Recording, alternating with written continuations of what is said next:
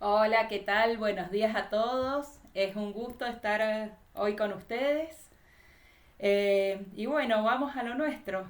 Vamos a... Los doy la bienvenida a todos a este seminario de trastorno de déficit atencional con o sin hiperactividad.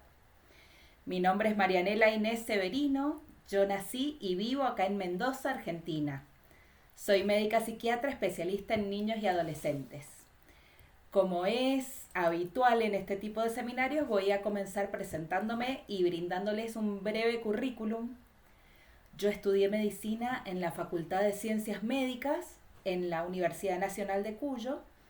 Hice la especialización en psiquiatría general en la Residencia Interdisciplinaria de Salud Mental del Hospital Neuropsiquiátrico Dr. Carlos Pereira y luego obtuve la especialidad en psiquiatría infanto-juvenil en el Centro Preventivo Asistencial de Salud Mental Infanto-Juvenil número 2 de la ciudad de Mendoza.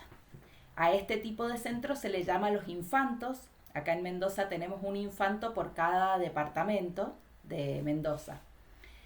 Yo me desempeño como psiquiatra infanto-juvenil en el infanto número 3, que queda en Maipú. Desde hace 17 años estoy ahí.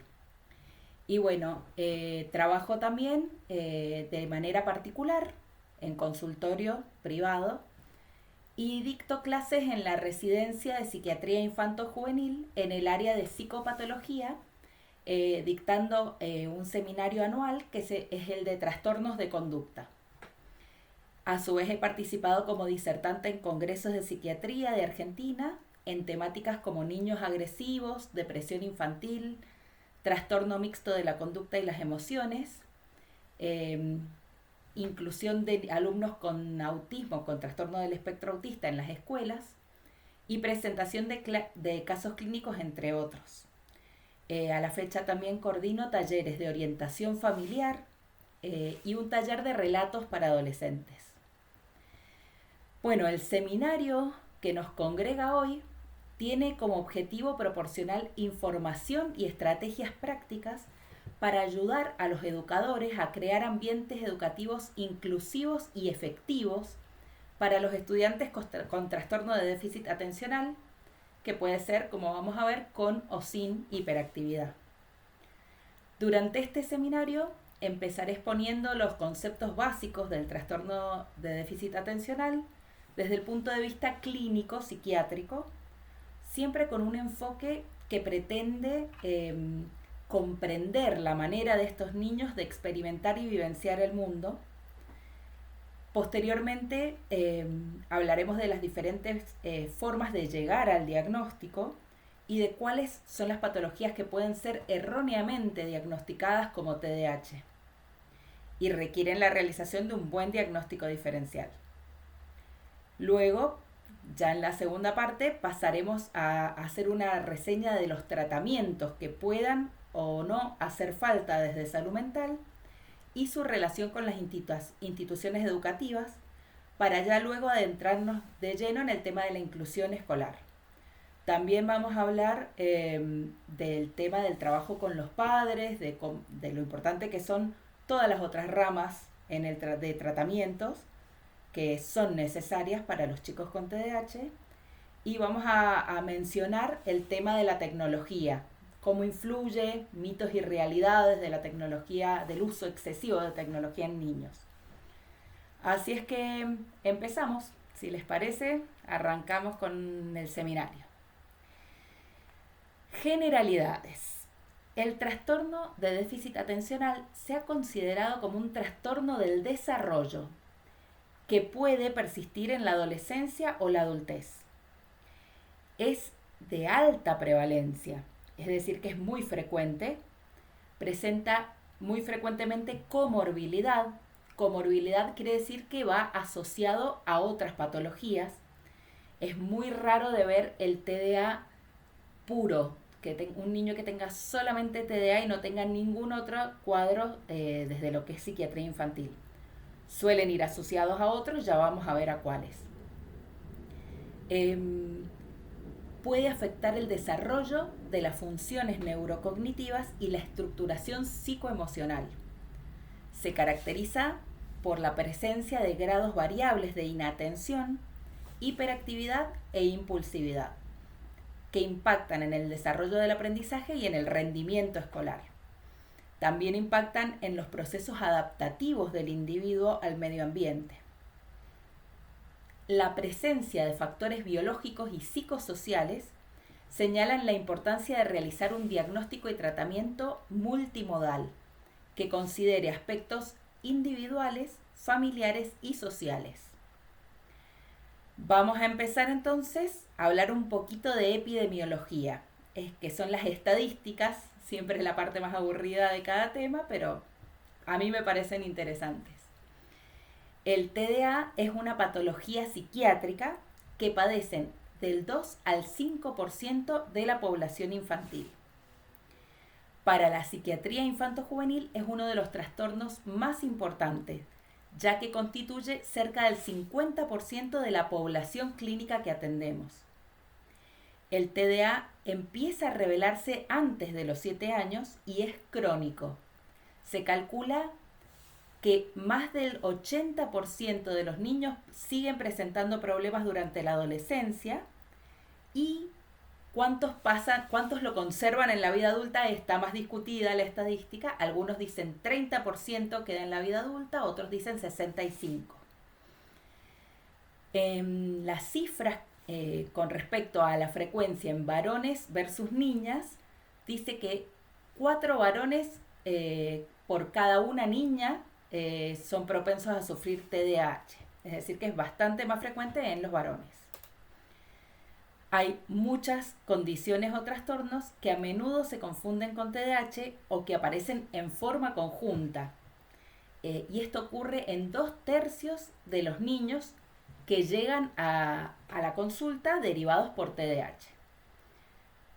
Por ejemplo, más del 20% presentan problemas de aprendizaje específicos, sea en la escritura, en la lectura o en las matemáticas. El más común es la dislexia, va muy frecuentemente asociado a dislexia, por ejemplo, el TDAH. Con respecto a las causas, hay múltiples estudios que han sido concluyentes en demostrar que los factores genéticos juegan un rol muy importante en el TDA, considerándose como uno de los trastornos psiquiátricos de mayor componente hereditario. Eso hay que pesquisarlo en la entrevista porque la generación de los papás que tenemos ahora, de los niños que tenemos ahora, los padres, son de una generación en la cual no se les diagnosticaba TDA. Entonces la mayoría no dice, sí, yo lo tengo, he sido tratado. No, hay que pesquisar los síntomas, preguntarles cómo eran de chiquitos y ahí uno puede enterarse. Y bueno, lo que se ve es esto, que un 70 a 80% del riesgo de desarrollar TDA puede ser atribuido a factores genéticos, siendo el resto atribuido a factores ambientales o de riesgo perinatal. Los genes que han demostrado mayor asociación con el TDA son el alelo de 7 repeticiones del gen del receptor de dopamina tipo 4 y el alelo de 10 repeticiones del gen codificador del transportador de dopamina tipo 1. Pero hay muchos otros. Esos son los que más se han logrado asociar, pero hay muchos genes que intervienen en este cuadro. Es un desorden poligénico que involucra al menos 50 genes que influyen en los metabolismos de dopamina, serotonina y noradrenalina.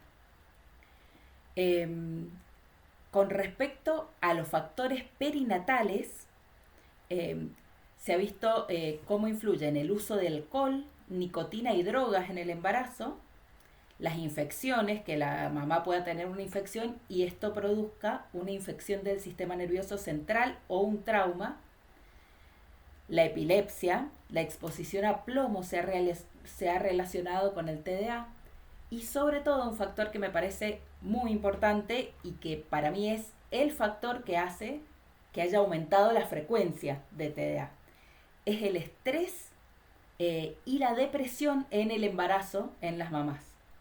Hay muchos estudios que dicen que una mamá que está sufriendo una situación estresante durante el embarazo o que tiene depresión secreta grandes dosis de adrenalina que pasan la barrera hematoplacentaria y llegan al bebé, resultándole tóxica.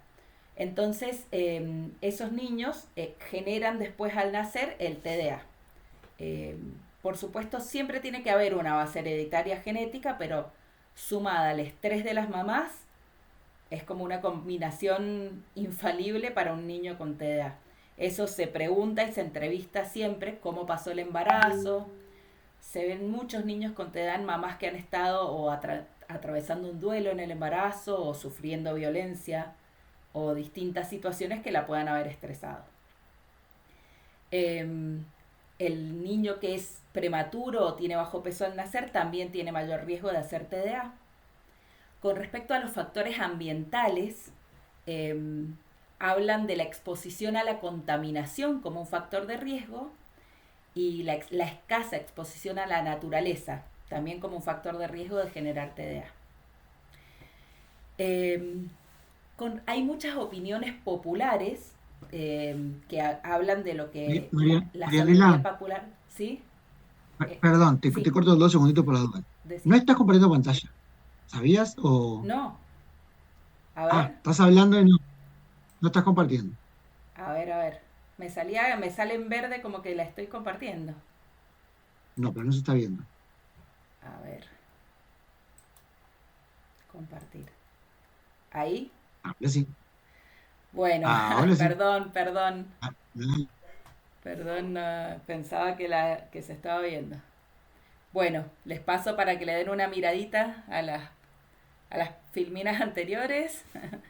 Ahí estaba el título, la presentación, las generalidades. Igual tengo entendido que tienen ustedes acceso al PowerPoint y que lo van a tener para revisarlo después.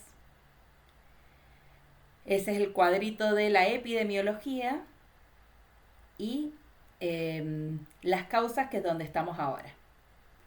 Ahí están todas las que dijimos: genéticas, las perinatales, las ambientales, que es la relación con la contaminación, y la naturaleza. Y estábamos hablando ahora de las opiniones populares. Los resultados de investigaciones no respaldan las opiniones populares de que el TDA se origina por comer demasiada azúcar, ver demasiada televisión o usar en exceso el celular, o por las técnicas de crianza que se utilicen, o por factores socioambientales como la pobreza o el caos familiar. Pero, gran pero, muchas de estas cosas empeoran los síntomas.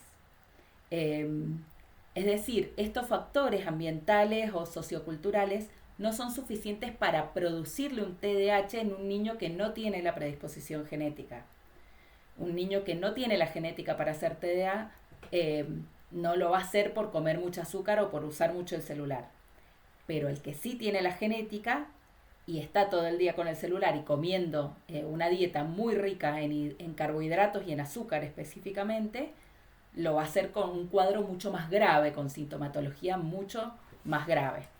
Es muy importante tener en cuenta esto porque hay mucho mito, ya después vamos a ir separando los mitos de la realidad, pero el TDAH es principalmente genético. Un niño sin genética para TDAH no lo va a desarrollar por usar mucho el celular, por comer demasiada azúcar o por estar criado de X manera. La crianza influye y mucho, pero no puede causar un TDAH en un niño que no tiene la predisposición genética. Vamos a pasar a hablar del cuadro clínico. El TDA o TDAH tiene 3 síntomas centrales, que son la desatención, la hiperactividad y la impulsividad. Estos síntomas necesariamente deben producir dificultades significativas en al menos 2 ámbitos, que pueden ser académico, laboral, social o familiar. Habla de laboral también porque, por supuesto, el cuadro está descrito en adultos, no es exclusivo de niños. Entonces, muchas veces se diagnostica en la vida adulta. Yo primero les voy a hablar de la clínica general, haciendo, como decíamos, un enfoque más descriptivo, más como para poder entender al niño, y que después, cuando hablemos de cómo se diagnostica, vamos a volver a repasar toda la clínica a través de los criterios diagnósticos. Empezamos por el primer síntoma, que es la desatención o déficit atencional. La desatención lleva a que el niño frecuentemente cometa errores por descuido. Los errores por descuido son por distracción. A lo mejor es un niño que en un examen de matemáticas comprendió perfectamente todo el proceso para hacer una ecuación, pero a lo mejor en el último segundo cambia un signo más por un signo menos y equivoca el resultado, y suelen tener fallas de ese tipo que son por distracción, no por no haber comprendido el proceso o por fallas intelectuales en las que a lo mejor funcionan perfecto, pero se distraen a último momento y tienen este tipo de errores. Que realice ciertas actividades sin reflexión aparente es otro indicador. Que presente dificultades para concluir una tarea y una tendencia a saltar de una actividad a la otra. Son niños que no pueden seguir las órdenes que implican varios pasos, no por desobedientes ni por rebeldes, sino que a la mitad de los pasos a seguir se distraen y se les olvida lo que están haciendo o les llama la atención otra cosa, cambian de actividad. Tienen dificultad para organizar tareas y actividades, y si la tarea implica un esfuerzo mental sostenido, le provocan desazón y rechazo. Se distraen con facilidad ante estímulos menores, interrumpiendo su actividad por estos estímulos. En la interacción social no atienden a una conversación completa, suelen cambiar reiteradas veces de tema, no siguen las normas de los juegos o ignoran los detalles importantes. Son niños que pierden sus pertenencias y les cuesta mucho seguir una rutina diaria. Con frecuencia son niños que parecen no estar escuchando cuando se les habla directamente, pero porque suelen tener la mente en otra parte. Ese es el síntoma principal, que es la desatención. El síntoma número 2 es la hiperactividad. Ahí les puse, no sé si lo están viendo, un meme que dice: no sé de qué estás cansada si solo tienes un hijo, y muestra el hijo. Eso es la hiperactividad. Son niños que no pueden permanecer sentados ni 2 minutos, ni siquiera para comer. Tienen una inquietud permanente y realmente incontrolable.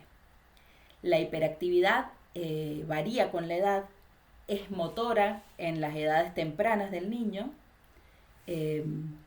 Al final de la edad preescolar ya empieza a interferir seriamente con el funcionamiento social y escolar, y va disminuyendo, la parte motora de la hiperactividad va disminuyendo a partir de los 12 años y se transforma en una sensación de inquietud o de apremio interno en la adolescencia.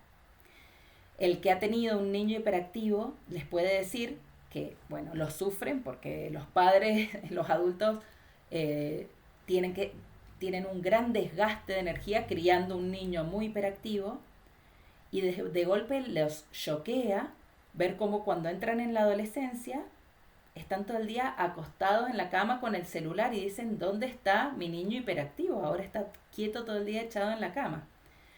Bueno, esa hiperactividad que era motora, tan evidente, pasa al área interna. Entonces, pasa a la parte de inquietud o apremio interno, a la ansiedad y, como dicen los adolescentes, al sobrepensar. Es una hiperactividad que la tienen mental. Entonces están todo el tiempo pensando cosas y no pueden parar. Te dicen que no pueden parar. Pero por fuera se los ve mucho más quietos.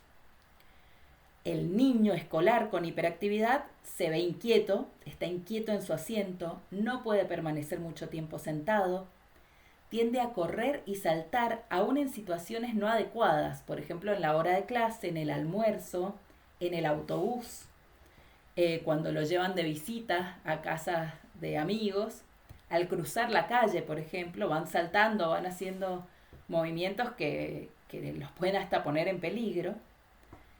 Y bueno, como decimos, se ve también, además de la hiperactividad motora, la hiperactividad intelectual y verbal.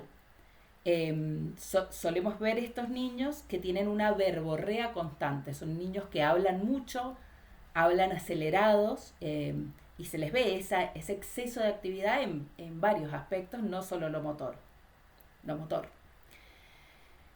El tercer síntoma que puede o no estar en estos cuadros es la impulsividad.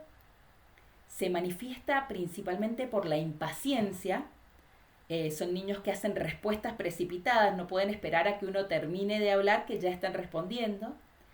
Tienen dificultad para esperar turnos, para acatar normas o para adecuarse a situaciones sociales o académicas. Son niños que no pueden seguir instrucciones en forma ordenada o pausada, interrumpen las conversaciones de manera inoportuna e inadecuada y pueden causar accidentes por sus acciones precipitadas. Pueden ser accidentes personales.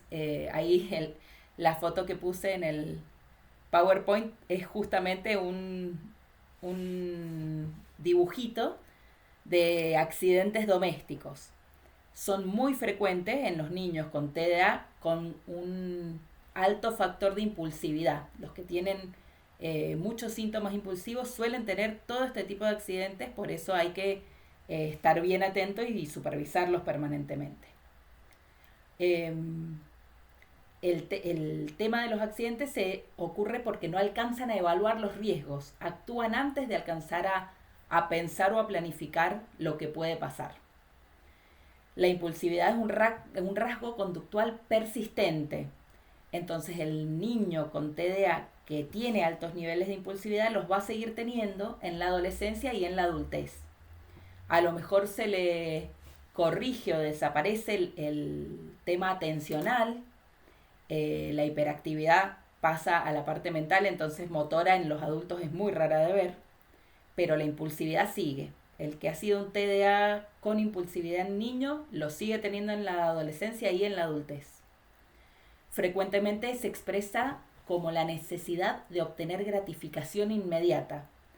Por lo tanto, tienen gran dificultad para perseverar en tareas que no tienen un resultado pronto.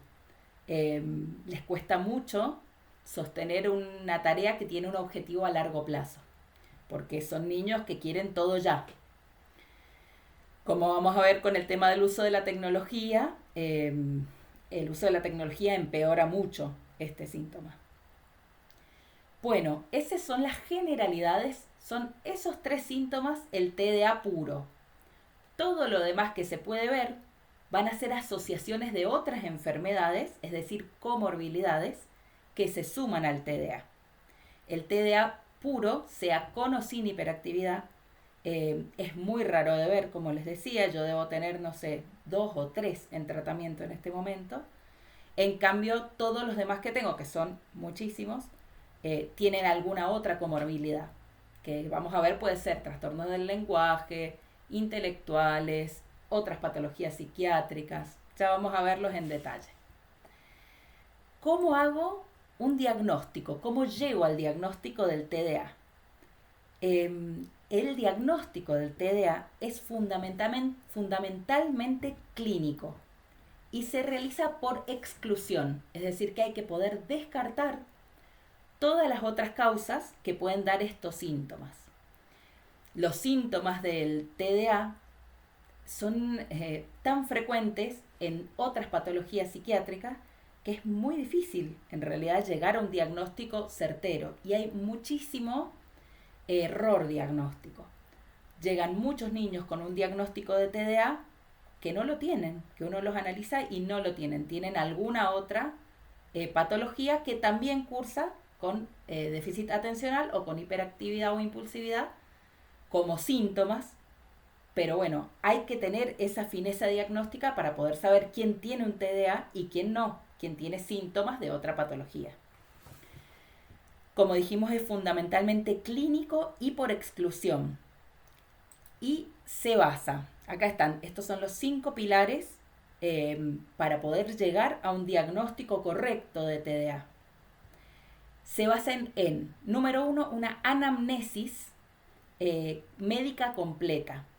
Yo digo médica porque obviamente yo la hago desde el punto de vista médico, pero la anamnesis es la entrevista, toda la serie de entrevistas que uno realiza con el niño y con los adultos para recabar toda la historia clínica y la historia familiar. Eso es la anamnesis. Hay que hacer una anamnesis completa y una hábil observación del paciente, no existiendo actualmente un marcador biológico específico para el TDA. Si bien, como decíamos, hay muchos genes que se ha estudiado que están involucrando, no se pueden medir en un estudio genético, entonces no sirve hacerle al niño un estudio genético para ver si tiene TDA. No hay ningún marcador, no hay ningún análisis, ninguna radiografía, imagen, nada que nos diga si este niño tiene TDA o no lo tiene. El diagnóstico es puramente clínico.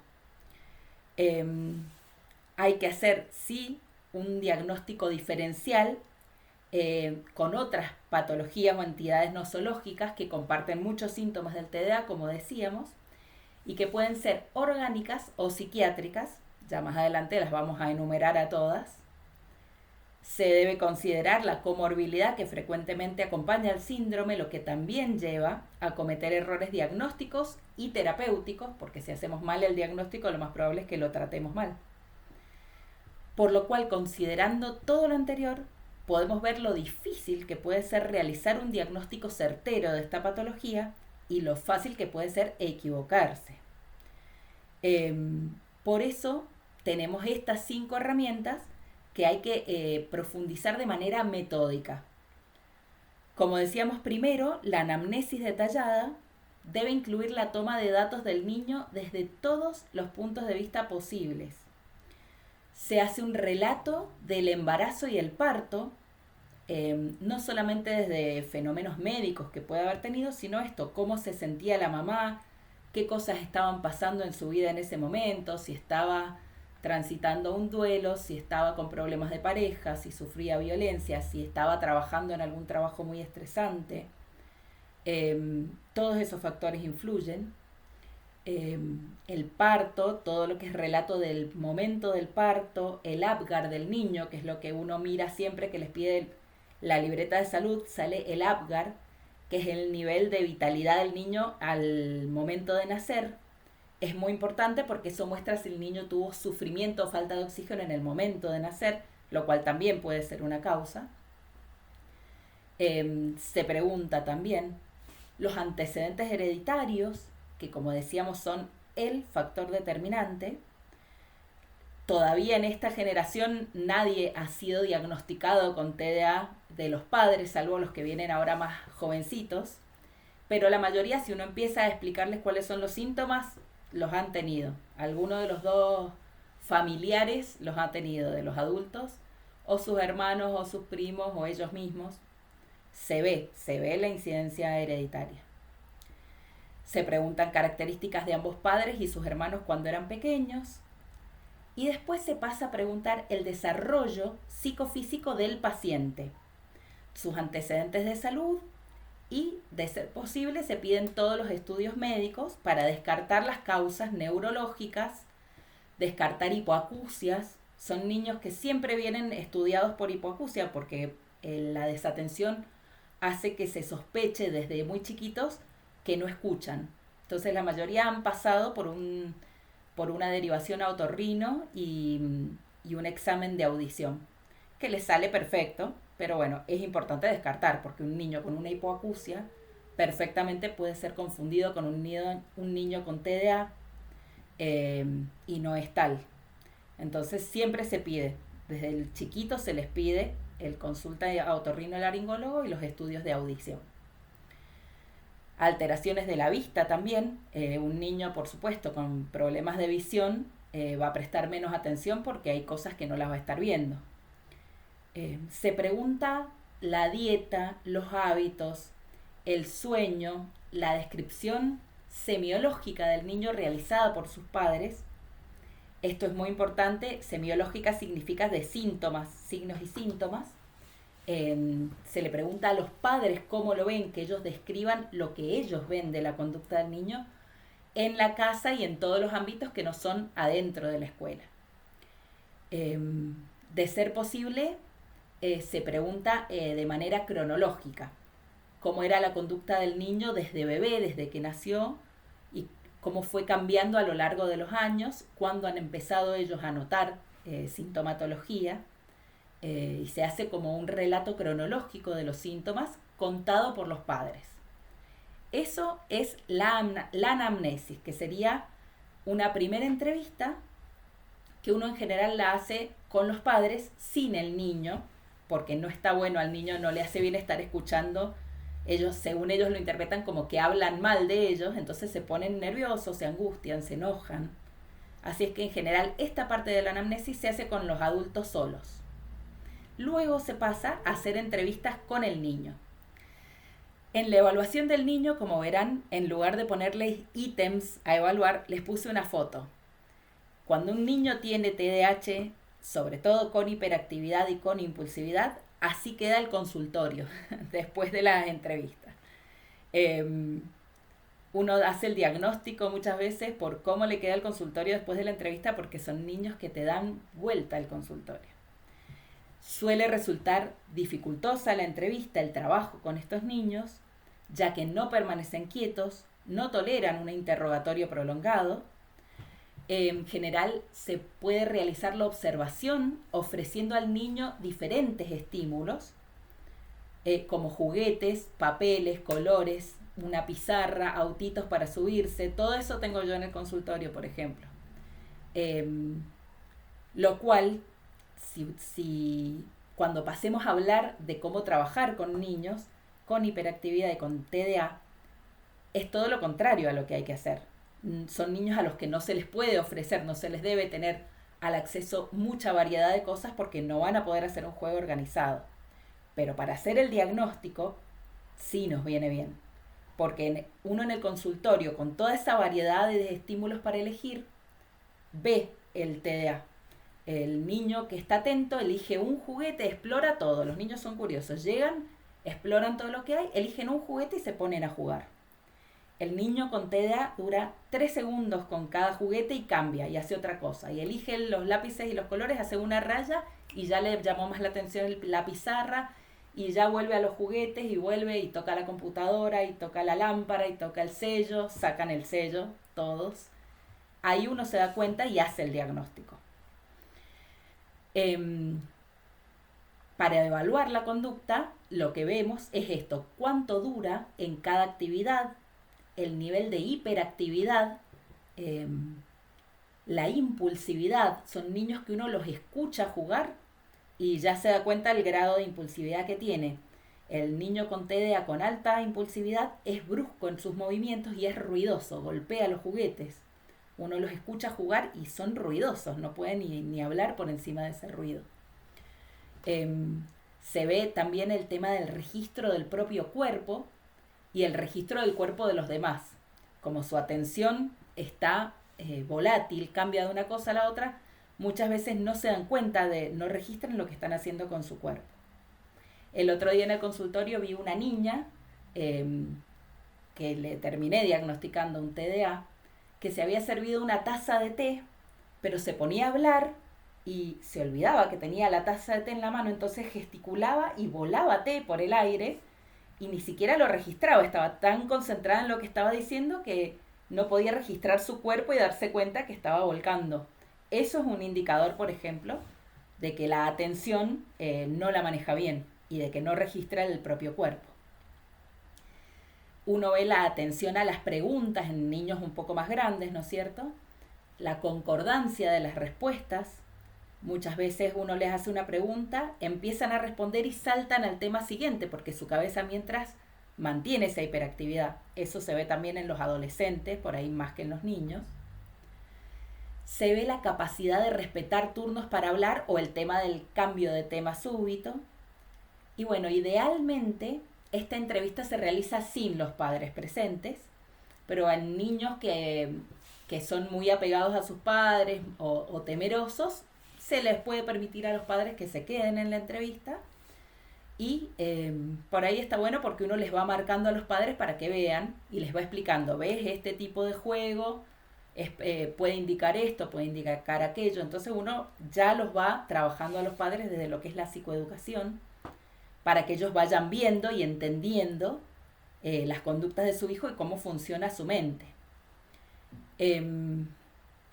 Bueno, uno por supuesto, los psiquiatras somos médicos primero que psiquiatras, entonces uno observa, aún sin realizar examen físico, porque no lo realizamos, yo no les tomo la presión, no les tomo las pulsaciones, yo los derivo al pediatra que les haga el examen físico, pero uno observa datos relevantes del aspecto físico del niño que puedan indicar alguna otra patología que pueda ser precisa descartar. Por ejemplo, hay rasgos faciales que son propios de algunas enfermedades genéticas, entonces uno los puede derivar a un genetista.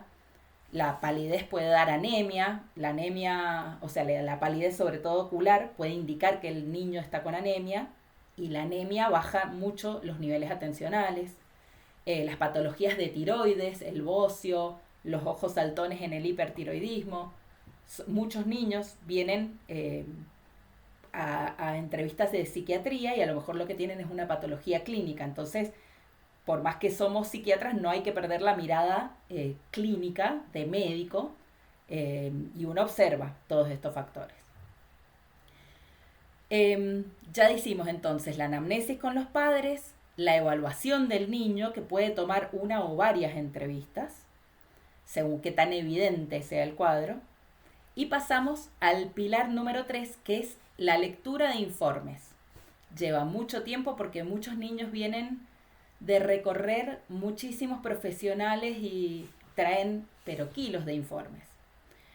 Este tipo de información es muy útil, ya que a veces el niño no presenta tantos síntomas en su hogar debido a que se encuentra en un ámbito ordenado, al cual está habituado, en el cual se le permite deambular y descargarse físicamente, y puede ahí mantener una homeostasis o un equilibrio de su estado.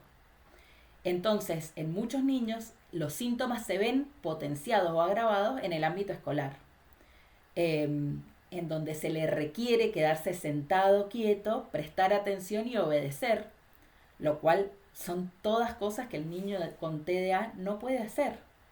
Esto lo frustra. Además tienen muchos factores distractores en la escuela. Están en aulas a veces con 30 niños o más, ruidosos, haciendo todas cosas que les llaman la atención o que los distraen. Entonces, el murmullo, los movimientos, la distancia del pizarrón, suelen hacer que al niño se le haga mucho más evidente el cuadro de lo que se puede ver en la casa. En el caso de las terapias, yo siempre pido los informes de la fonoaudióloga, de la psicopedagoga. Son niños que suelen ir abordados por varios profesionales y ahí también se les ven otros síntomas, porque por más que sea a lo mejor un ámbito más silencioso, más uno a uno con el profesional, se les exige concentrarse en una tarea específica, como es el trabajo de la pronunciación o la parte psicopedagógica de aprendizaje, y esto los suele frustrar y se suelen ver síntomas ahí también. Además que también es la mirada de profesionales que ven muchos niños y que pueden darse cuenta y comparar quién tiene alguna dificultad y quién no. Todo esto, la mirada de docentes y de estos otros profesionales resulta fundamental, aporta información que es muy valiosa y a la cual no podemos acceder evaluando al niño o evaluando a los padres solamente, porque el niño se comporta diferente en cada ámbito, entonces suman mucho esos informes. Por último, bueno, o penúltimo, contamos con los test y cuestionarios. Hay un montón de test diseñados para poder puntuar u objetivar la existencia de este cuadro psicopatológico. Ya que no tenemos pruebas inequívocas como es un análisis de sangre o una radiografía, estos test están diseñados para poder hacer un buen diagnóstico de TDAH. En mi experiencia, yo acá les he puesto algunos de los más frecuentes. Está la escala del EDAH de Conners-Barkley 4. El test, hay muchos test. Están el ADH Rating Scales, que la escala de Vanderbilt, no se los he puesto todos acá. Hay muchos test atencionales, muchos. Hay uno que se llama test de caras, de EMAP, de ENFEN, no los voy a aburrir, son todas siglas. Hay otros test que miden aspectos emocionales, hay test de lectoescritura. En mi experiencia, pueden resultar útiles como complementario para el profesional que ya ha realizado todos los pasos anteriores. Pueden sumar, pueden ampliar el conocimiento. A veces sirven para que los adultos reciban el diagnóstico de una manera más tranquilizadora, porque cuesta un montón recibir un diagnóstico sobre un hijo al que no le sale ningún análisis, en ningún estudio. Entonces hacerles un test y decirle, bueno, mire, salió en el test, a lo mejor a algunos adultos más resistentes les da esa tranquilidad. Yo sinceramente no uso test, hago la evaluación clínica. El ojo clínico para mí está por encima de estos test. Y bueno, sí, como método diagnóstico más parecido al test, lo que sí se usa es los criterios del DSM-5, que es el último, el que está, digamos, en vigencia. DSM es el Manual Diagnóstico y Estadístico de las Enfermedades. Ya vamos a hablar en diagnóstico más específicamente de él. Otro test que se puede pedir es el WISC-4, que ese es el test de inteligencia, es el test de coeficiente intelectual. Como estos niños suelen tener bajo rendimiento escolar, en general se les hace un WISC, no sé cómo es ahí en Uruguay, pero acá en Argentina, las escuelas primarias cuando ven un niño con dificultades, tanto de conducta como de aprendizaje, lo derivan a DAE, que es la entidad de profesionales de la salud especializados en patología escolar. Ahí tienen psicólogos, psicopedagogos, evalúan al niño y muchas veces cuando dudan de si el niño tiene una deficiencia intelectual o no, le toman este test, el WISC-4, que le da el coeficiente intelectual. Y ahí uno sabe con qué caudal, con qué materia prima trabaja. ¿Qué pasa?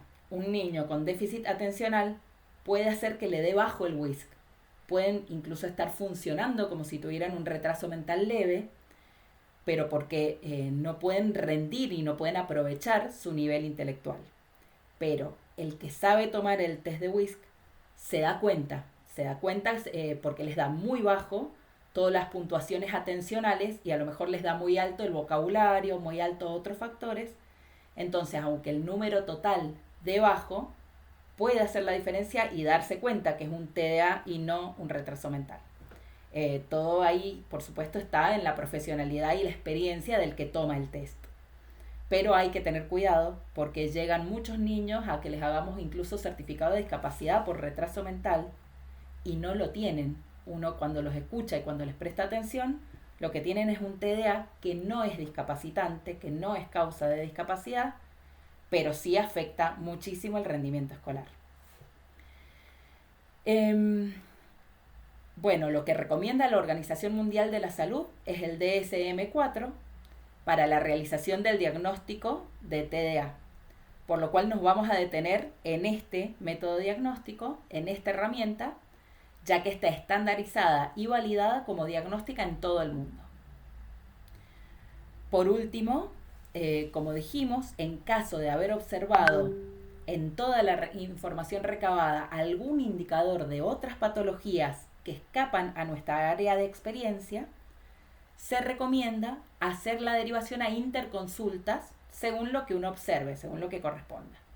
En general se pueden pedir de neurólogo, de genetista, de oftalmólogo, de otorrinolaringólogo, de endocrinólogo y siempre el pediatra. El pediatra de cabecera es fundamental, es el que ha podido ver esta evolución cronológica del niño desde que nació hasta el momento de la consulta y la ha visto con una mirada profesional. Entonces es una opinión que es muy importante y siempre hay que descartar primero las causas orgánicas.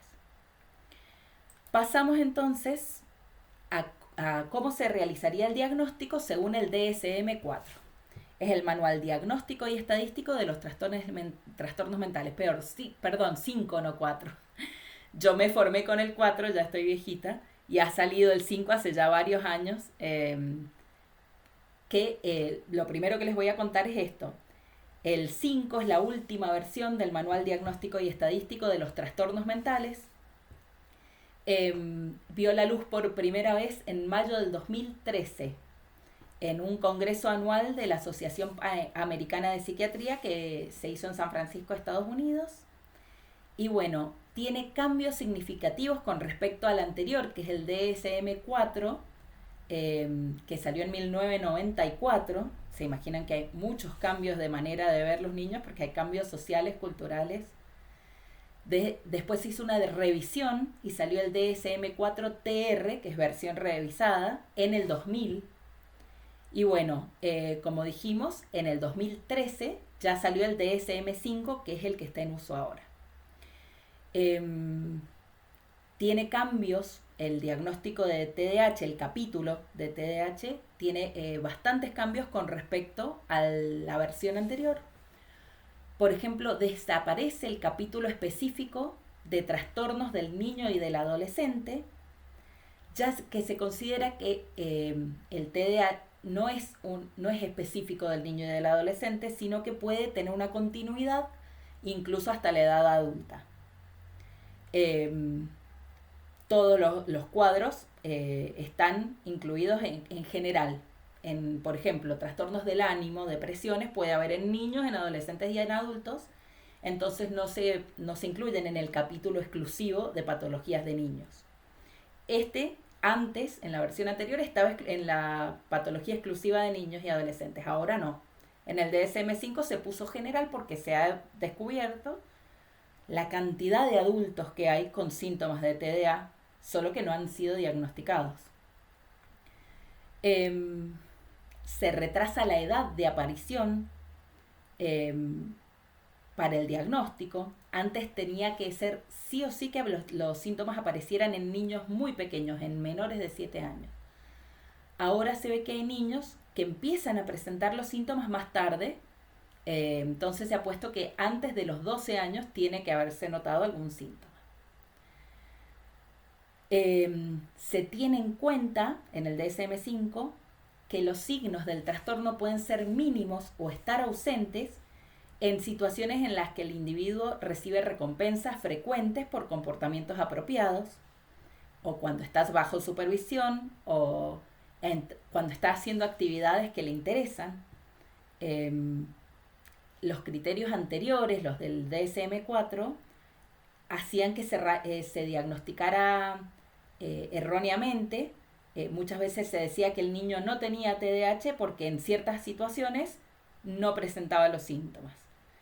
Por ejemplo, cuando decían, no, cuando agarra el celular o cuando se pone a ver una película, está quietito, sentado, viendo la película, entonces no tiene TDAH. Bueno, ahora se ha estudiado y se ha visto que no, que pueden, cuando un comportamiento es muy interesante para ellos, o cuando se trabaja desde todo el abordaje que vamos a explicar después de cómo trabajar con el niño para mejorar su funcionamiento, el niño puede estar hasta libre de síntomas. Eso no quiere decir que no tiene el TDAH, sino que se está trabajando de la manera correcta para que él pueda concentrarse. Pero eso no descarta la patología. Bueno, también cambió el tema de la prevalencia.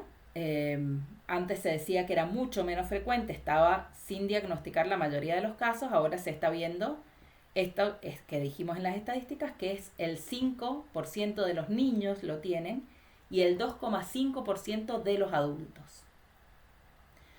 Todas estas modificaciones afectan de manera directa al diagnóstico del TDA. Por lo tanto, la introducción de restricciones o ampliaciones dentro de los criterios diagnósticos pueden hacer que un individuo pueda quedar excluido del diagnóstico. Es decir, que es muy importante estar actualizados en lo que se va estudiando a nivel mundial para poder hacer un diagnóstico certero. Bueno, ¿cuáles son los criterios diagnósticos del DSM-5 para el TDA? Son todos estos, el A, el B, el C, el D y el E. Tiene que tener todos estos criterios y sobre todo el que más incluye la parte clínica es el A. ELA dice patrón persistente de inatención y o hiperactividad e impulsividad, que los incluye en el mismo grupo, hace como un grupo de atención y un grupo de hiperactividad e impulsividad del DSM. Tiene que haber un patrón persistente de inatención y o hiperactividad e impulsividad que interfiere con el funcionamiento o desarrollo y que se caracteriza por inatención, hiperactividad o impulsividad. Es decir, que el punto A es la clínica, básicamente. Todos los otros son para no equivocarse y confundirse con otras cosas. En el B dice, algunos síntomas de inatención o hiperactivo impulsivos estaban presentes antes de los 12 años. Esto es lo que les decía, la versión anterior decía antes de los 7. Varios síntomas de inatención o hiperactivo impulsivos están presentes en 2 o más contextos. No puede ser que los presente solo en la escuela y en todos los otros ámbitos el niño esté bien. Si ese es el caso, no alcanza para hacer un diagnóstico de TDA. Es más probable que el niño le esté pasando algo en el lugar donde hace los síntomas. Tenemos niños que vienen y dicen que en la casa se portan mal, son hiperactivos, impulsivos, parecen TDA, y en todos los otros ambientes son tranquilitos y estables. Bueno, hay que ver qué pasa en la casa, ¿no es cierto? Este factor es importante. Para que se pueda realizar un diagnóstico de TDA, los síntomas tienen que estar al menos en 2 o más contextos. Punto D.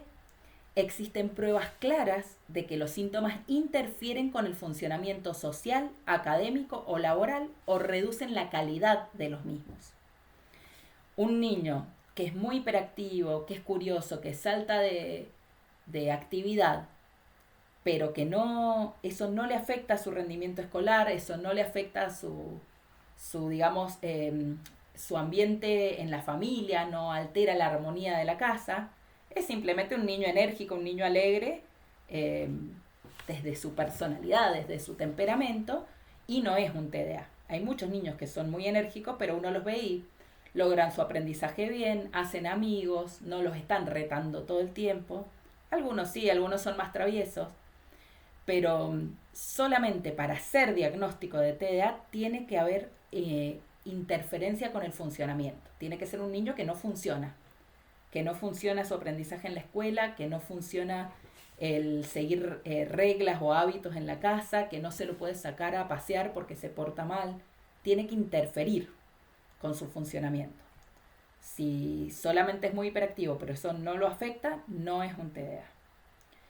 Por último, que esto lo tienen todas las enfermedades escritas en el DSM, los síntomas no se producen exclusivamente durante el curso de la esquizofrenia o de otros trastornos psicóticos y no se explican mejor por otro trastorno mental.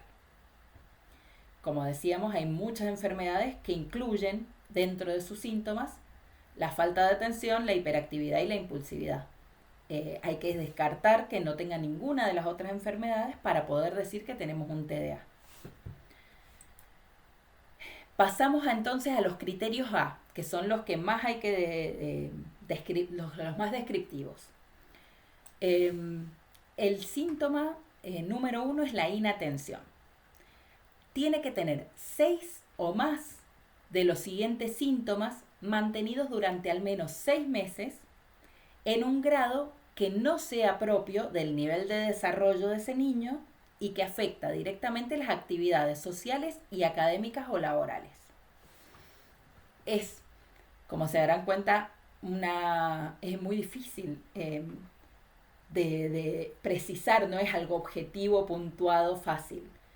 Tiene que ser según cada edad. El niño tiene distintos niveles de movimiento, sobre todo el tema de la hiperactividad.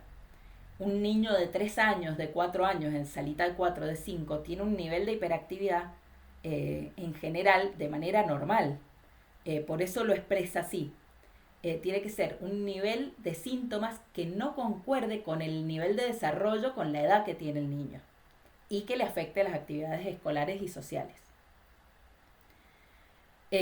Los síntomas no son solo una manifestación de un comportamiento de oposición, de desafío o de hostilidad o de fracaso para comprender las tareas o instrucciones.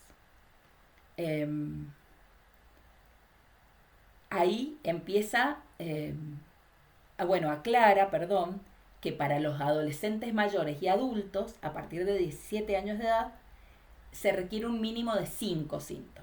Para hacer el diagnóstico en niños hacen falta 6. En adultos y en adolescentes hacen falta 5, de todos estos que vamos a nombrar ahora. Punto A, con frecuencia fallan en prestar la debida atención a los detalles o tienen errores o fallas por descuido en las tareas escolares, en el trabajo, en el caso de los adultos, o durante otras actividades. Por ejemplo, se pasan por alto detalles o se los pierden. En el trabajo no pueden ser precisos. Después, punto B, con frecuencia tienen dificultad para mantener la atención en tareas o actividades recreativas. Por ejemplo, les cuesta mantener la atención en clases, pero también en conversaciones, en lectura prolongada. Hay muchos niños que incluso no toleran ver una película de 2 horas, por ejemplo, aunque sea de dibujitos, de Disney, de lo que sea. No la pueden sostener, se paran y se van a hacer otra cosa. Con frecuencia parecen no escuchar cuando se les habla directamente. Por ejemplo, parecen tener la mente en otra cosa, incluso en ausencia de cualquier distracción aparente. Con frecuencia, verán que todos los ítems arrancan con las palabras con frecuencia. Es decir, que le haya pasado una vez o dos no sirve como criterio de diagnóstico. Tiene que ser una conducta o un rasgo que se repite con frecuencia en ese niño.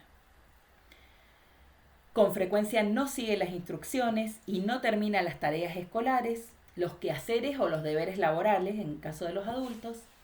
Y eso suele ser porque inician las tareas, pero se distraen rápidamente y se evaden con mucha facilidad. Con frecuencia tienen dificultad para organizar sus tareas y actividades, tienen dificultad para gestionar tareas secuenciales, es decir, las que tienen pasos a seguir, tienen dificultad para poner los materiales y pertenencias en orden, tienen descuido y desorganización en el trabajo, mala gestión del tiempo, no logran organizarse para cumplir con los plazos de lo que tienen que hacer. Punto F, evitan o les disgustan o se muestran poco entusiastas para iniciar tareas que ya saben que van a requerir un esfuerzo mental sostenido. Por ejemplo, tareas escolares o quehaceres domésticos. Por ejemplo, en adolescentes y adultos, el tema de sentarse a preparar un informe o completar formulario o revisar artículos largos.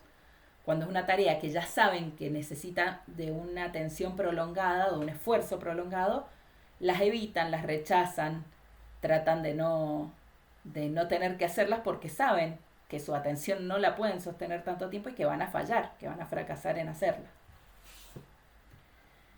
Punto G, con frecuencia pierden cosas necesarias para las tareas o actividades, por ejemplo, los materiales escolares, lápices, libros, instrumentos, billeteras, llaves, papeles de trabajo.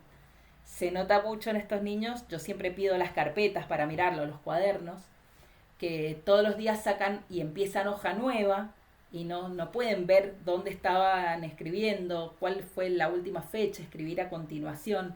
Tienen un desorden en el espacio, digamos, y pierden todo, pierden todas las cosas porque no prestan atención a dónde las dejaron, a dónde las pusieron, pues su mente está en otro lugar siempre.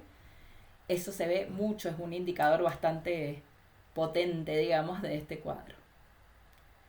Punto H, con frecuencia se distrae con facilidad por estímulos externos. En los niños suelen ser estímulos sonoros o visuales, pero en adolescentes y adultos muchas veces los estímulos que los distraen son los pensamientos, los propios pensamientos. Muchas veces están tratando de prestar atención en clase y están pensando en la amiguita con la que se pelearon y que no les habla, o en la discusión con los padres, o muchas veces los factores distractores son dentro del propio pensamiento y no ambientales. Acá dicen adolescentes y adultos, pero uno lo ve en los niños también. Cuando hay peleas familiares, cuando hay mucho conflicto en la casa, uno los ve distraídos y es porque por las preocupaciones que tienen. Lo estamos viendo en niños chiquitos esto también. Último punto, que es el I, con frecuencia olvidan las actividades cotidianas. Por ejemplo, se olvidan de hacer las tareas, se olvidan de lavarse los dientes, se olvidan cosas así muy básicas. O al vestirse a lo mejor se ponen el pantalón arriba del short del pijama. Tienen este tipo de distracciones. En el caso de adultos se olvidan de devolver las llamadas, de pagar facturas, de acudir a las reuniones que tenían planificadas. Este tema de olvido de las actividades cotidianas es muy evidente en los niños con este tipo de inatención. Entonces, de todos estos factores que nombramos, tiene que tener en los niños por lo menos 6, por lo menos en 2 ámbitos, y que le afecte el funcionamiento. En adolescentes y adultos, por lo menos 5 ya se considera que tienen un TDA, por lo que es menos frecuente en adolescentes y adultos que en niños chicos. El siguiente punto es el criterio A2, que es la hiperactividad. Como van a ver, luego nombra la impulsividad, la nombra aparte, pero la secuencia de letras es la misma de la 2, porque incluye, como si fuera en el mismo grupo, la hiperactividad y la impulsividad. Tiene que tener 6 o más de los siguientes síntomas mantenidos durante al menos 6 meses y en un grado que no concuerda con el nivel de desarrollo y que afecta directamente las actividades sociales, académicas y laborales. Es decir, lo mismo que decía con respecto al criterio A1. Los síntomas tampoco deben ser parte de un comportamiento de oposición, desafío u hostilidad o de un fracaso para comprender. Es decir, que siempre hay que descartar que estos síntomas no sean por rebeldía, por enojo, por actitud desafiante, ni por una dificultad intelectual puntual del niño. Siempre todos estos síntomas uno los puede puntuar y le puede dar un TDAH, y que en realidad sea o un niño muy rebelde o un niño con un retraso mental. Entonces siempre estos síntomas tienen que ser producidos sin que haya retraso mental o sin que haya trastorno de conducta, sería que los cause. ¿Cómo sabemos eso? ¿Cómo hacemos esa diferencia? Es clínica y es mucho charlar con el niño y comprenderlo para ver de dónde sale el síntoma. Esa es la parte difícil, ahí lo ponen como puntuado, pero esa es la parte difícil de diferenciar. Al igual que el punto A1, en los niños son 6 síntomas necesarios y en adolescentes y adultos tiene que tener un mínimo de 5. Con 5 ya podemos hacer el diagnóstico. Con respecto a la hiperactividad, entonces son 6 los indicadores. A, con frecuencia juguetea o golpea las manos o los pies o se retuerce en el asiento. B, con frecuencia se levanta en situaciones en las que se espera que permanezca sentado, por ejemplo en clase, en la oficina o en algún otro lugar de trabajo en los adultos. En el almuerzo, en la situación de sentarse a almorzar con la familia, no toleran permanecer sentados y terminan parándose y yéndose y los retan los padres, los hacen volverse. Con frecuencia corretea o trepa en situaciones en las que no resulta apropiado. Y eso, por ejemplo, en los niños, pero en los adolescentes o adultos no van a estar correteando, ¿no es cierto? Pero sí están inquietos, uno los ve en el consultorio y se están columpiando, están moviendo la pierna, están haciendo algún tipo de actividad motora, de descarga motora, se crujen los dedos, crujen la cabeza, no se pueden quedar quietos. D, con frecuencia es incapaz de jugar o de ocuparse tranquilamente en actividades recreativas. Una actividad tranquila no la puede hacer, no le llama la atención o no la puede hacer. Necesita estar cambiando de actividad permanentemente o que la actividad implique mucho movimiento. Con frecuencia está ocupado o actuando como si lo impulsara un motor, así lo describen los adultos. Dicen que es incapaz de estar quieto o de sentirse cómodo estando quieto durante un tiempo prolongado, por ejemplo en restaurantes, en reuniones, y bueno, cuesta mucho seguirlos porque están cambiando permanentemente de actividad. Y el punto F, con frecuencia hablan excesivamente. Son niños a los que los están retando todo el tiempo por estar hablando. que eso da cuenta de la hiperactividad mental, ¿no es cierto? No de la motora, sino de la que va por dentro. Pasamos a la impulsividad. Como les dije, está incluido como criterio A2. A1 es la inatención y A2 es hiperactividad e impulsividad. Los pone juntos, pero aclara la diferencia en los síntomas. El G con frecuencia responde inesperadamente o antes de que se haya concluido una pregunta. Termina las frases de otros, no respeta el turno de conversación. El H con frecuencia le es difícil esperar su turno, por ejemplo, mientras espera en una fila. Con frecuencia interrumpe o se inmiscuye con otros. Por ejemplo, se mete en las conversaciones de otros, en los juegos, en las actividades, o puede usar las cosas de otras personas sin esperar a recibir permiso. Y bueno, son personas así metidas desde lo curioso o porque no pueden esperar a que los inviten o a que los autoricen. Esos son básicamente los de impulsividad. Es importante porque en general está como mal, no sé cómo decirlo, como que tiene mal hecha la fama el TDAH de que la impulsividad tiene que ver con la agresividad hacia otros, lo cual no es real, no son niños agresivos. Un niño con TDAH no tiene por qué ser agresivo. Cuando uno habla de impulsividad se refiere a estas tres cosas. Al no poder esperar, al meterse en las conversaciones, a interrumpir, y bueno, al tema de ponerse en peligro precisamente por esto, por no poder reflexionar y medir los riesgos antes de hacer las cosas. Esa curiosidad con impulsividad hace que se pongan en riesgo. Pero no es un indicador de TDAH la agresividad con otros niños o la agresividad con los adultos. Si hay agresividad, hay comorbilidad. Quiere decir que el niño a lo mejor tiene otra patología además del TDAH o tiene otra patología en lugar del TDAH. Entonces es muy importante que tengan en cuenta, estos son los síntomas: la inatención, la hiperactividad y la impulsividad en este sentido, en estos síntomas. Un niño que pega no es un criterio diagnóstico para TDAH.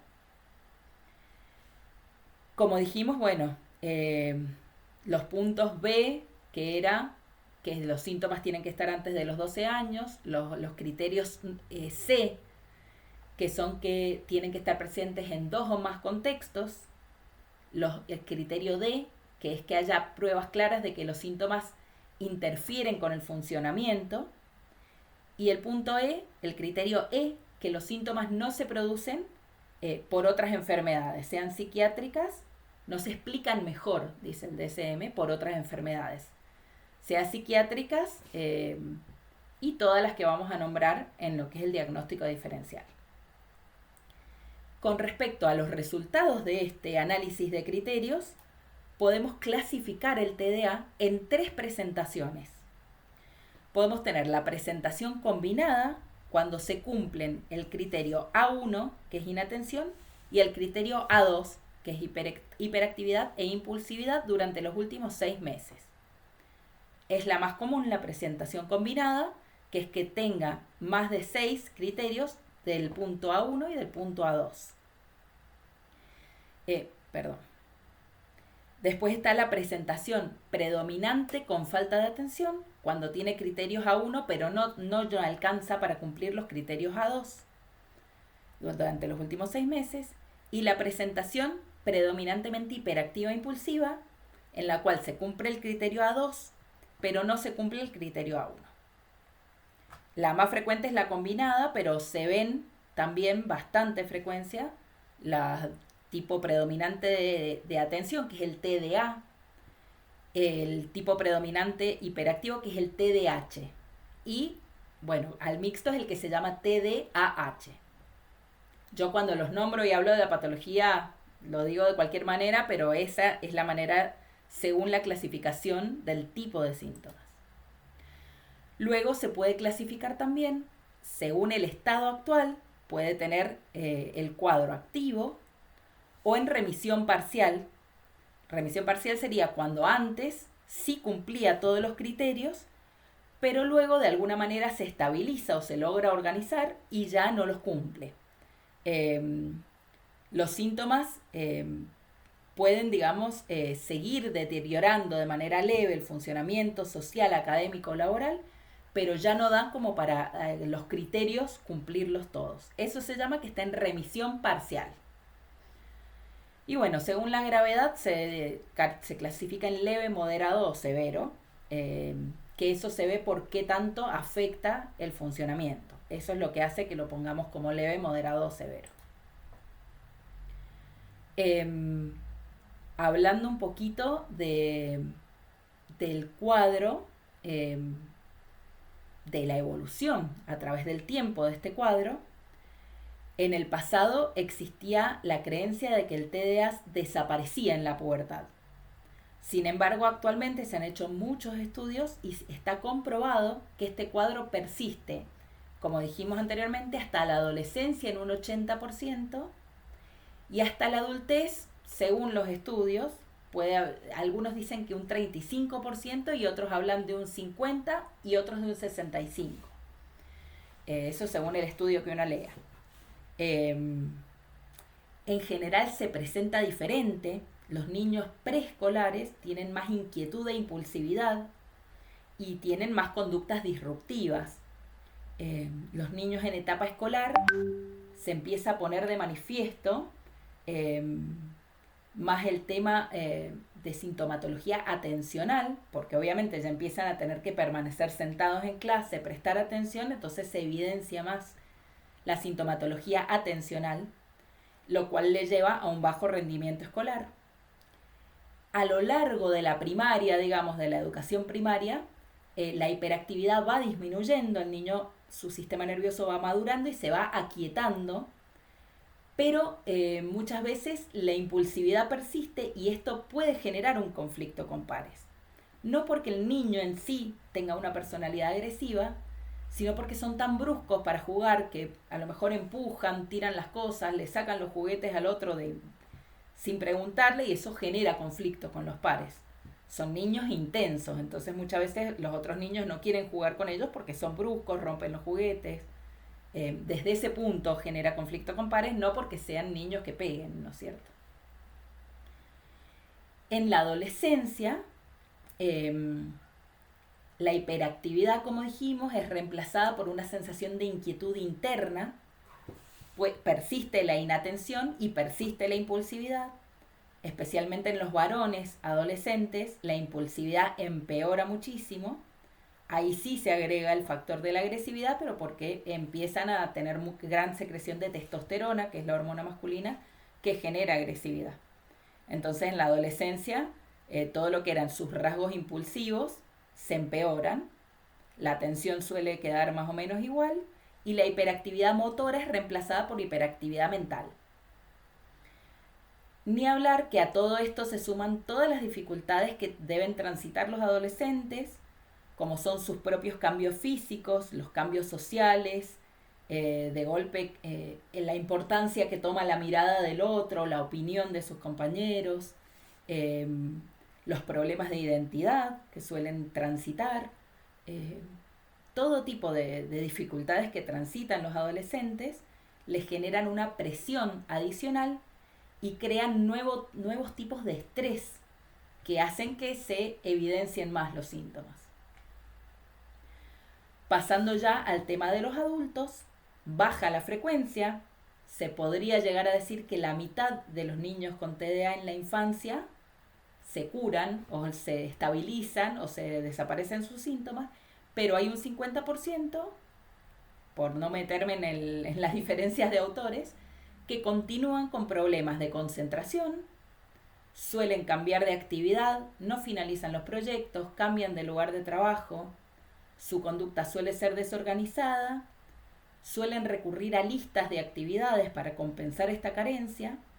Vienen ahora muchas aplicaciones, vienen aplicaciones para TDAH del adulto, que son muy útiles, que van haciendo listados de actividades y las van marcando para no distraerse en el medio.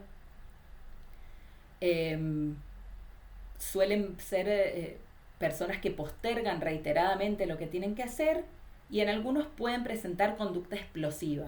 Ahí sí se ve un poco más la agresividad en el adulto. eso depende mucho del temperamento de base de cada persona, ¿no es cierto? Si bien los síntomas de hiperactividad e impulsividad a lo largo de la adultez, a lo largo de la adultez van a ir disminuyendo, reduciéndose, los de inatención suelen persistir. Pasamos entonces a el diagnóstico diferencial. En medicina, el diagnóstico diferencial es el procedimiento por el cual se identifica a una enfermedad determinada mediante la exclusión de otras posibles causas que presentan un cuadro clínico semejante y que puede confundirse.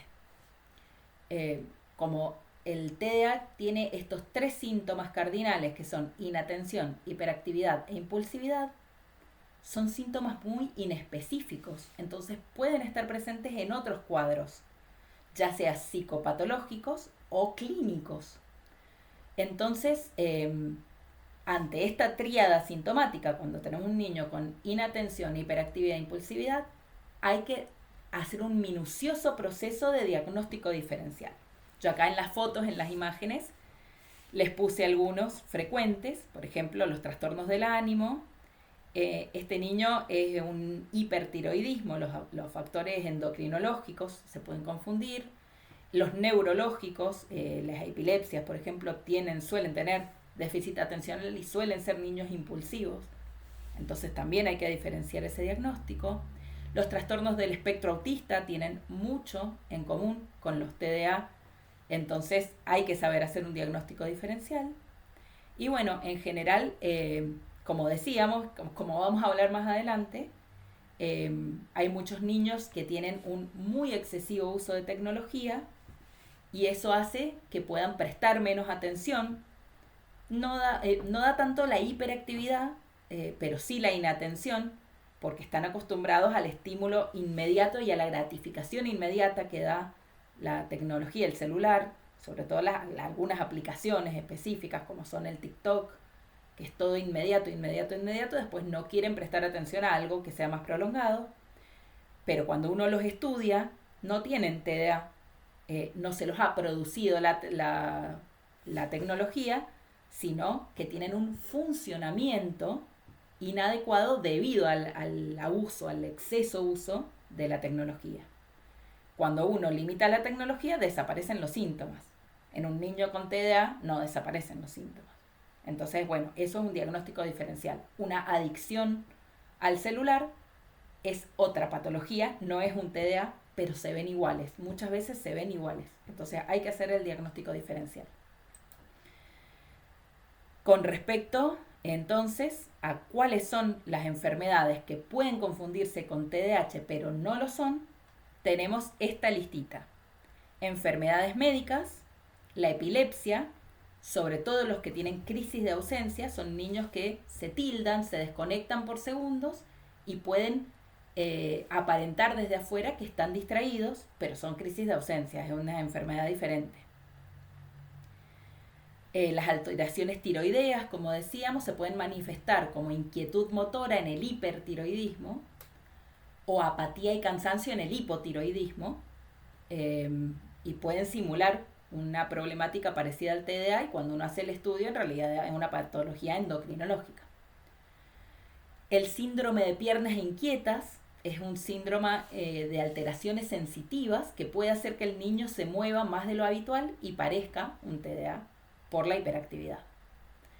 Los trastornos del sueño, la privación de sueño, puede manifestarse como inquietud motora, porque están irritables al no haber dormido, al no haber descansado. Son niños que están muy irritables y con bajo nivel de atención porque tienen sueño. Entonces los niños que tienen insomnio, sea de alguna causa orgánica o psicológica, o sea por el mal uso de la tecnología, después durante el día están irritables, nerviosos y con poca atención y poco rendimiento intelectual por el sueño. Otras enfermedades pueden ser la celiaquía, las parasitosis. A los niños muy hiperactivos lo primero que le piden es análisis de parásitos en materia fecal, porque la parasitosis suele dar en niños muy inquietos, no se pueden quedar quietos, pero por la incomodidad que generan los parásitos. Entonces esto suele pedirse estudios para celiaquía, parasitosis, anemias, porque la anemia da sueño, entonces baja mucho el rendimiento, la atención y la concentración. Y bueno, en algunos casos puede haber tumores cerebrales, cuadros neurodegenerativos que pueden manifestarse con síntomas similares al TDAH. Pasando a las patologías psiquiátricas, tenemos que tener en cuenta los trastornos del estado del ánimo, tanto la ansiedad como la depresión pueden manifestarse de maneras muy parecidas al TDA. Ahí hay que hacer el diagnóstico diferencial, ver realmente si los síntomas que tiene corresponden, se explican mejor por un trastorno de ansiedad o por un trastorno del ánimo o por un TDA. Es bien clínico, es bien de ojo clínico el poder hacer esa diferenciación. Los trastornos de conducta o trastornos oposicionistas desafiantes, esto es lo más difícil de diferenciar porque pueden ser un diagnóstico diferencial del TDAH o pueden ser una comorbilidad. Entonces, uno tiene que poder diferenciar si es que el niño, uno dice, no, lo que tiene es un TOD, un trastorno opositor desafiante, o un TDAH, o las dos cosas. En general, no afecta tanto a la manera del tratamiento, pero sí a la comprensión del niño, del funcionamiento del niño. Entonces es muy importante detenerse en esas minucias de la clínica y poder saber si el niño realmente tiene los dos cuadros, o es uno o el otro. Es muy difícil. Eso es algo muy fino de la clínica y muchas veces no se hacen las primeras entrevistas, sino que uno va llegando a un diagnóstico definitivo a lo largo del tiempo. En el caso de los trastornos de conducta, son niños más disruptivos, más dañinos, digamos, y se ve esto, la intención de dañar, la intención de generar conflicto, el enojo, mucho más frecuente que en los niños con TDAH puro. Son niños más rebeldes, más oposicionistas. En el trastorno de adaptación se pueden ver muy parecidos, niños así que de golpe se retraen o que están muy inquietos, muy activos y muy distraídos, pero se ve un inicio reciente, no tiene ya los 6 meses de llevar este cuadro, y hay un desencadenante claro. Por ejemplo, sufrió un asalto o una tormenta. Justo el otro día tuve una niña con una tormenta muy fuerte, con granizo, le rompió el techo de la casa y se le voló, y a raíz de eso empezó con la sintomatología, pero esto es un trastorno de adaptación, no es un TDAH. Un TDAH es crónico, viene desde chiquitos en general. Bueno, el trastorno bipolar, se ve el ánimo expansivo, la grandiosidad, la manía, que se pueden confundir con una hiperactividad, pero hay un montón de otros síntomas que hacen más fácil diferenciarlo. Y bueno, y también los trastornos del neurodesarrollo, por ejemplo, los retrasos mentales, las discapacidades intelectuales, pueden pasar por déficit atencionales y no lo son. Los trastornos del espectro autista también se pueden confundir con un TDAH y no lo son. Los trastornos específicos del aprendizaje, que son muchísimos, también pueden confundirse con un déficit atencional y no son lo mismo. Y bueno, por último, la enfermedad de tics o el síndrome de Tourette, también son niños muy inquietos y que el tema de los tics y de los pensamientos obsesivos los distraen mucho de sus actividades y de su rendimiento escolar, entonces pueden aparentar un TDAH. Por último, que no es una enfermedad, están las altas capacidades. Los niños muy inteligentes, por encima del promedio, se aburren ante el estímulo, digamos, escolar para el resto de los chicos.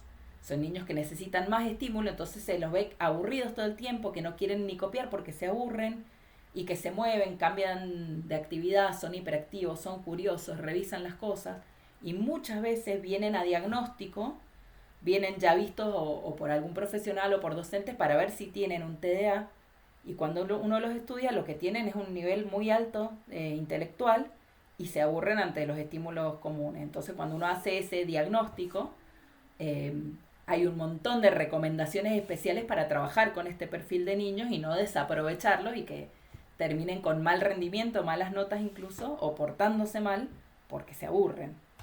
Pero es un diagnóstico diferencial y es bastante frecuente de recibir para evaluar y hacer la diferenciación y que no sea un TDAH. Es importante, como decía el DSM, tener en cuenta que cuando los niños son hiperactivos en un ámbito y no en todos los otros, hay que tener en cuenta que puedan existir estresores que no le están permitiendo enfrentar la realidad de una manera segura y serena, por lo cual hay que buscar cuáles son los factores desencadenantes, buscar cuál es la explicación de su comportamiento.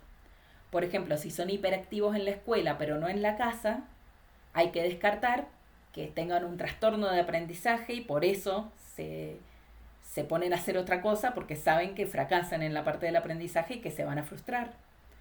Que tengan dificultades de adaptación al sistema escolar o dificultades de integración con el grupo o alguna experiencia traumática en el contexto de la escuela que haga que ahí hagan los síntomas y no en la casa. Por el contrario, si la sintomatología está solo en la casa, pero no en la escuela, ni en los cumpleañitos, ni en la fono, ni en ninguno de los otros lugares, hay que tener en cuenta la presencia de problemas familiares o de padres con muy poca tolerancia a la actividad normal del niño. Hay padres que no toleran tener un niño inquieto y lo están retando y eso hace que el niño le explote en sus síntomas, venga prendido fuego, como decimos, pero solo en la casa, no en la escuela, y es porque a lo mejor ahí sí hay que hacer un muy buen trabajo con los padres para que puedan tolerar su nivel de actividad y puedan reaccionar de una manera que al niño lo ayude a superar su problema y no agravarlo. Listo con el tema de diagnósticos diferenciales, pasamos, bueno, esto es lo que decíamos anteriormente, pasamos al tema de las comorbilidades. La comorbilidad es la presencia de uno o más trastornos o enfermedades, además de enfermedad o trastorno primario. La comorbilidad en el TDAH es muy frecuente, muy frecuente. Como decíamos, es muy raro ver un TDAH puro. Es más, si me preguntan a mí, en general la enfermedad de base es otra y el TDAH es la comorbilidad. Uno ve niños que tienen otra patología, que suele ser la causa principal y más grave, y asociado tiene un TDAH. ¿Cuáles son los que suelen combinarse frecuentemente con el TDAH? Estos.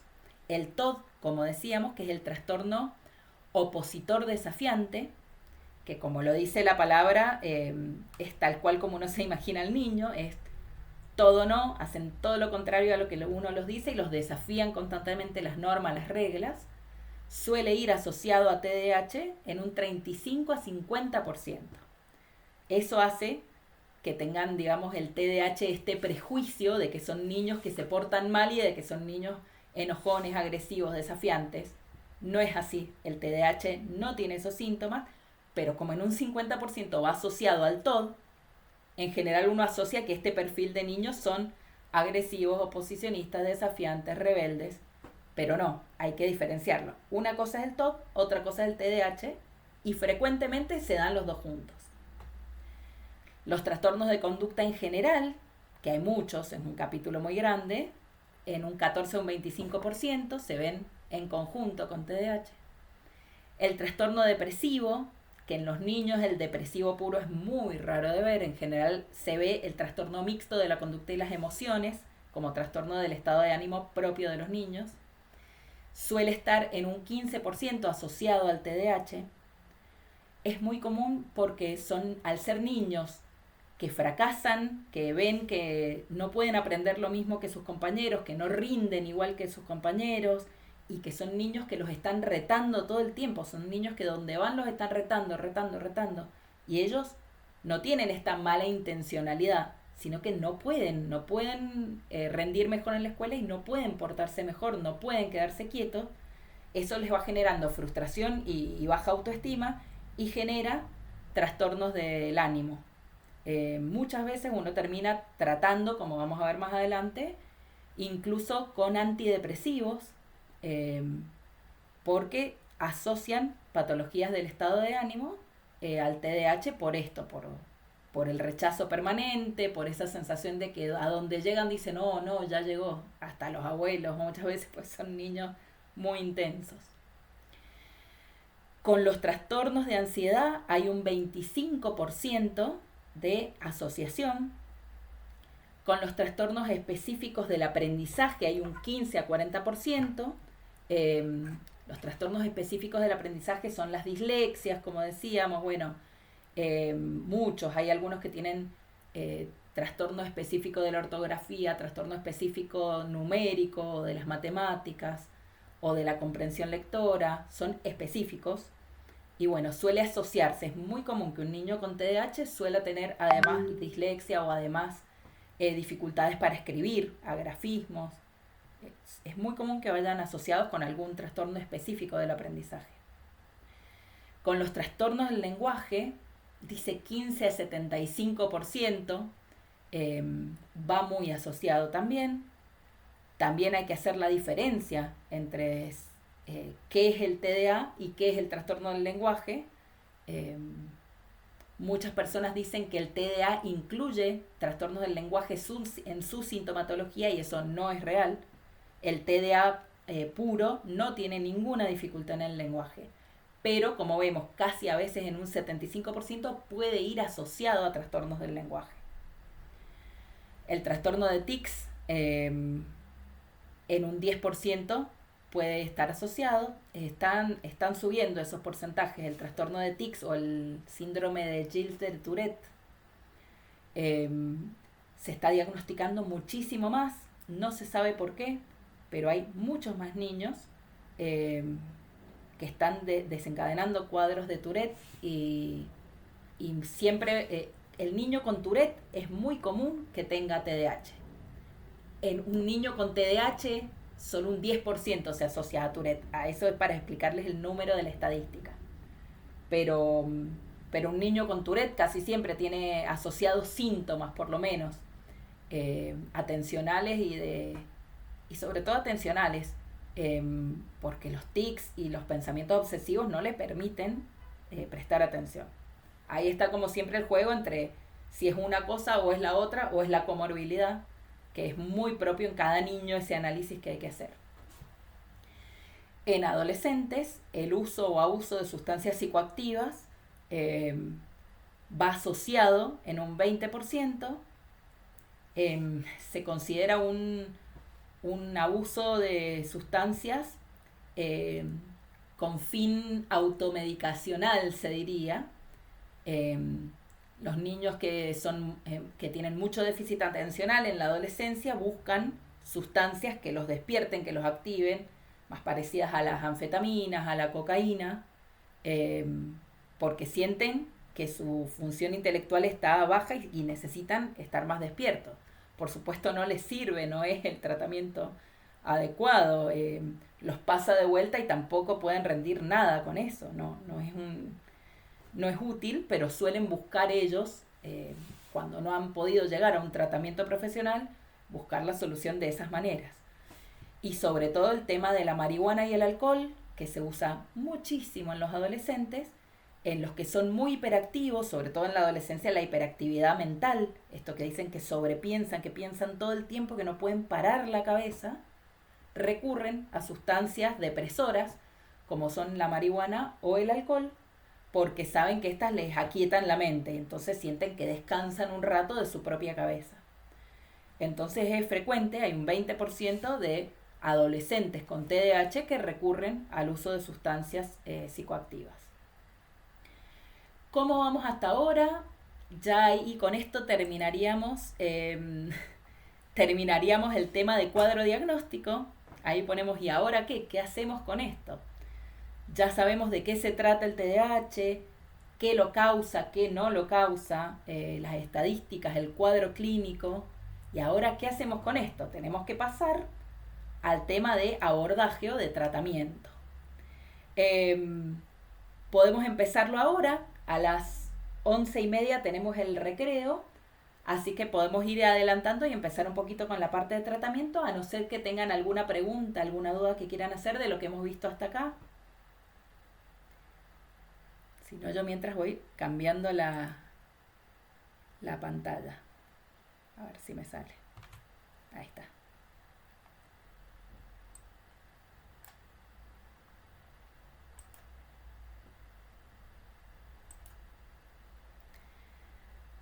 Ahí pasaríamos. ¿Se ve bien la pantalla? Ahí podemos pasar entonces a la segunda parte, que es el tratamiento. El tratamiento y el abordaje integral. Por eso puse esa imagen, porque el tratamiento es integral. Tiene que ser muchos pilares trabajando juntos. Un tratamiento único, sea el que sea, la especialidad que sea, no alcanza. En esto voy a hacer mucho hincapié porque realmente es lo más importante. Como toda afección crónica, el manejo del TDA requiere un abordaje integral en el que se coordinen todas las acciones encaminadas a mejorar la calidad de vida del paciente.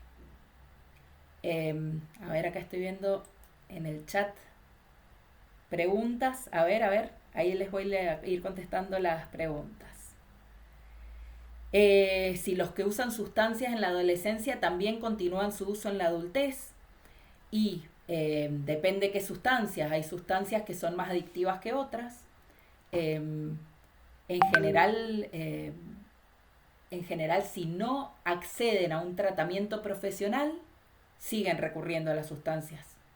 Y bueno, hay sustancias que son más difíciles de salir, como la cocaína. El que agarró cocaína, es muy difícil tratar de salir. Cuando a uno le llegan a lo mejor adolescentes o adultos en los que uno ve que lo que han tenido es un TDA no diagnosticado y ha hecho que ellos solos busquen la solución a través de las drogas, hay que hacer sobre todo una gran concientización para explicarles por qué a ellos la adicción se les ha generado tratando de resolver una patología que tenían de la cual no sabían. Y ahí hay que hacer un doble tratamiento. El tratamiento de la adicción y el tratamiento de base del TDAH. Lo más importante, como siempre en las adicciones, es la concientización. La persona tiene que empezar por darse cuenta que tiene un problema para poderlo resolver. Entonces todo depende de si la persona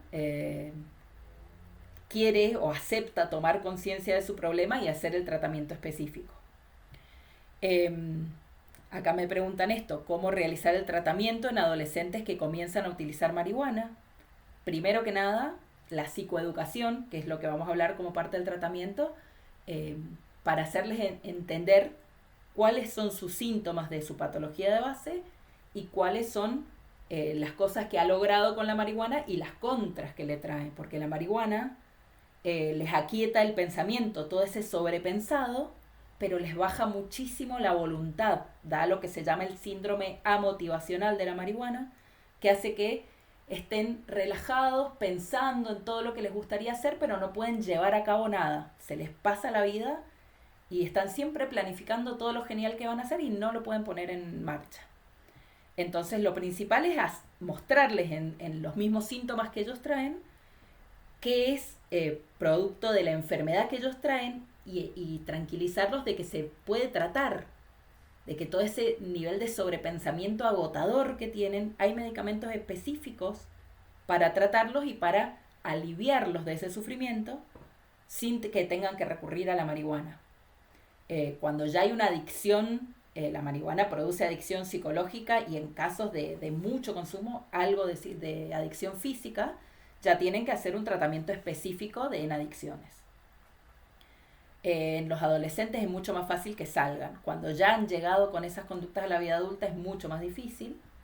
Pero en los adolescentes, si uno les explica bien, mira, vos usabas la marihuana porque te estaba pasando esto, te tratamos este síntoma, te va a desaparecer, no vas a necesitar la marihuana, en general responden muy bien. La marihuana no es una droga dura que genere adicción física en general, entonces se puede salir.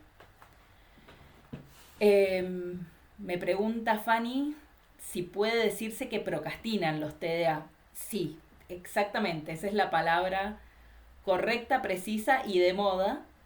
Procrastinan las personas con TDAH, eh, dan vueltas hasta para entrar a bañarse, dan vueltas, vueltas, vueltas porque dicen, ay, bueno, me voy a buscar el jabón y en el camino se acordaron que no le habían dado de comer al perro y después buscan y vuelven y dicen, ay, no busqué el toallón y se van y vuelven y se van y vuelven. Para hacer las tareas que saben que les implican un esfuerzo, ni hablar, como les genera rechazo, dan muchísimas vueltas antes de poder sentarse y ponerse a hacer las cosas. Es un síntoma muy frecuente en personas con TDAH, sean niños o sean adultos, eh, y yo diría bastante específico. Para mí cuando me dicen esto, es un indicador que sí o sí me prende una lucecita roja como para investigar todos los otros síntomas de TDA, a ver si es ese el diagnóstico o no. Bien, creo que respondí todas las preguntas. Ustedes vayan escribiéndome cuando tengan dudas y yo puedo irme echando entre medio y lo vamos haciendo más interactivo, que es más divertido. Bien, nos quedan 15 minutos. Vamos a ir haciendo toda la introducción de la parte general del tratamiento y después del intervalo vamos a ir a la parte puntual de cada tratamiento específico. Como estábamos diciendo, el manejo del TDAH necesita un abordaje integral en el que se coordinen todas las acciones encaminadas a mejorar la calidad de vida del paciente. Hay que coordinar la atención por parte del pediatra, que es el que conoce a este niño en general desde chiquitito, desde que nació, del neuropsicólogo en el caso que esté interviniendo, los terapeutas escolares, los docentes, por supuesto, y los padres. También hay que integrar las expectativas del niño y del adolescente y de los padres. Hay que trabajar mucho con el niño mismo, con el conocimiento que este niño tiene de lo que le está pasando. El primer paso es informar sobre el trastorno, es decir, trabajar el diagnóstico. ¿Qué se puede esperar que mejore? ¿Qué cosas es posible que permanezcan hasta la vida adulta? ¿Qué estrategias de intervención vamos a poder ofrecerle a esa familia? Porque en general con la parte de infanto-juvenil no nos llega a la consulta solo el paciente, sino que llega toda la familia a la consulta. Y bueno, es muy importante, el primer paso es establecer objetivos realistas para poder valorar los avances que se vayan consiguiendo. Hay que elaborar un plan de intervención con un enfoque, como decíamos, multimodal, es decir, muchos pilares a la vez, todos dirigidos a mejorar la calidad de vida del niño y de la familia. Hay que establecer medios de comunicación y de contacto con todos los profesionales, los docentes integradores, si tienen niño acompañante terapéutico, él se los incluye. En general, por lo menos acá en Mendoza, donde yo estoy, se está usando mucho el tema de los grupos de WhatsApp. Algunos funcionan muy bien y son muy útiles y otros son un desastre, sinceramente.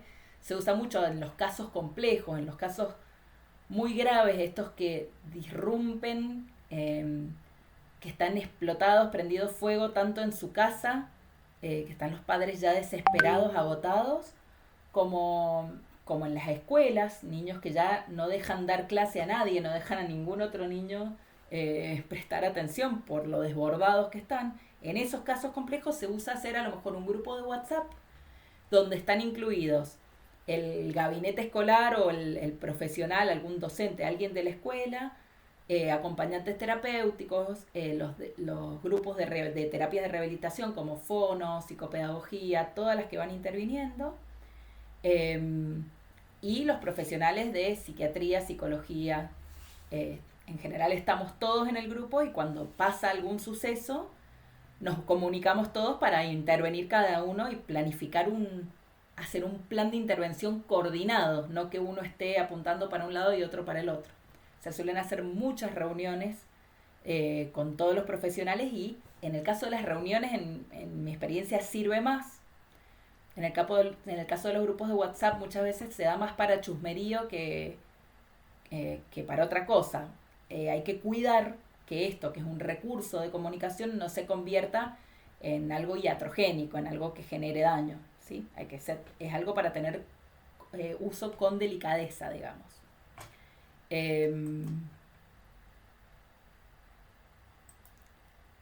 Ahí, ahí no sé si ahí se pudo pasar la diapositiva.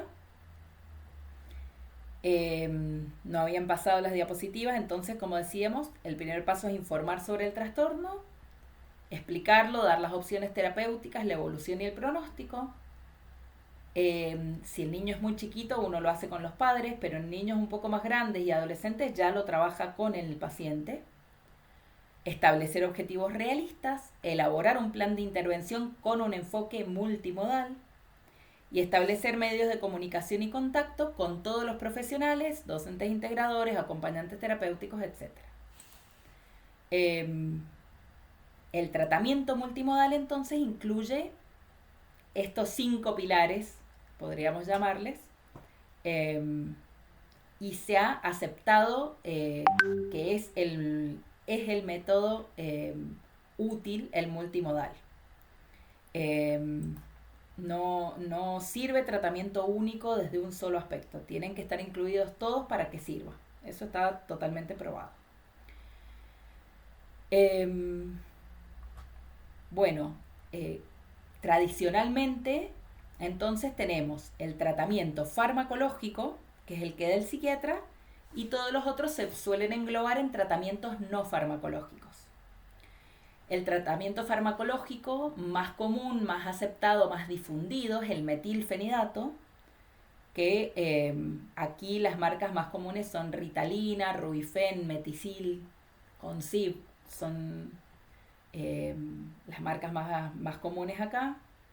El Focusin es como le llaman en Los Simpsons, ya les voy a poner después una imagen. Hay un capítulo de Los Simpsons en los que le dan este medicamento a Bart y de golpe es bueno, obediente y presta atención. Es un medicamento de gran difusión, del cual ya vamos a hablar específicamente, que tiene sus pros y sus contras. Y bueno, dentro de lo multimodal se suele asociar a las terapias cognitivo-conductuales, y en la combinación de ambas cosas, de metilfenidato más terapia cognitivo-conductual, es el tratamiento más aceptado en el mundo como tratamiento útil para el TDAH. El tratamiento combinado de estos dos factores. Dentro de los tratamientos no farmacológicos se encuentran la psicoeducación, que ya vamos a hacer la diferencia en qué se diferencia de la psicoterapia. Tenemos psicoeducación y entrenamiento conductual de los padres. Muchas técnicas de coaching sirven para que los padres sepan cómo actuar ante los síntomas de sus hijos. Obviamente, bueno, ya lo voy a decir más adelante, pero los tratamientos farmacológicos son a partir de los 6 años. Uno interviene desde la parte farmacológica recién cuando ya pasan a la primaria, sobre todo con el metilfenidato, que no está permitido en niños menores. Uno interviene con otro tipo de medicamentos en niños más chicos cuando realmente el cuadro es gravísimo. Gravísimo que no lo pueden ni sacar de la casa. En ese caso uno medica. Pero si no, en menores de 6 años no se medica. Se trabaja desde todo lo otro posible, pero no están aceptados los tratamientos farmacológicos en niños preescolares. Lo cual hay algunos que son muy graves y que muchas veces las docentes de nivel inicial derivan pidiendo por favor que uno los medique, pero cuando el niño no tiene maduro el hígado, muchas veces hace la reacción contraria, se pone más hiperactivo, más agresivo, y les produce una intolerancia que se llama síndrome paradojal. Entonces no sirven los tratamientos farmacológicos en niños tan chiquititos. Hay que esperar a los 6 años, que es cuando ya les madura el hígado y pueden procesar la medicación de manera adecuada. Entonces, en menores de 6 años, los tratamientos que vamos a emplear son desde acá, todos estos. Padres, escuela, niño y otros. Y recién a partir de los 6 años podemos incluir el tratamiento farmacológico. Dentro de los no farmacológicos, entonces tenemos el trabajo con los padres, la psicoterapia al niño, la psicología, que en general es necesaria la individual y a veces se incluyen las terapias familiares por el desparramo que generan estos niños en el ámbito familiar en general. El trabajo con la escuela, con docentes del grado, con el docente integrador o el acompañante terapéutico cuando éste está incluido en la escuela, se trabaja mucho, y con todo el resto del equipo. Como decimos, estos niños suelen ir a tratamientos multimodales por la comorbilidad, porque suelen tener otros problemas además del déficit atencional. Entonces suelen tener acompañantes terapéuticos, psicopedagogos, fonoaudiólogos, neurólogos, pediatras, qué sé yo, el especialista en terapia ocupacional, en musicoterapia, en hidroterapia. Suelen tener que recurrir a muchos recursos, entonces está muy bueno incluir a todos estos profesionales en el trabajo. No sé si tienen alguna duda hasta ahora, si no, ya toca pasar al tratamiento psiquiátrico, pero ya estamos cerca del horario del intervalo, así es que por ahí aprovechen a hacer un par de dudas y ya arrancamos con los tratamientos específicos en la segunda mitad. No sé si alguno tiene alguna duda, algún comentario, algún aporte que quieran hacer. En general, son niños, como decíamos, muy explosivos, desordenan el ambiente en el que están, entonces suele haber mucha demanda de la familia, llegan al tratamiento, al pedido de ayuda, bastante desesperados los adultos, bastante frustrados los niños, muchos angustiados y enojados. Y este trabajo de psicoeducación con los padres y con las escuelas para que entiendan que el niño no está haciendo las cosas a propósito, sino que no puede actuar de otra manera, suele ser lo más importante del abordaje.